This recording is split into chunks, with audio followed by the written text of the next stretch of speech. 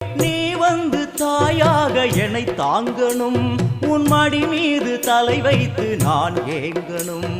சலனங்கள் இல்லாமல் மனம் தூங்கணும், மனம் தூங்கணும், மனம் தூங்கணும். எங்களுக்கு குறையும் உண்டு, அதனை நான் அழுது சொல்லலாமா?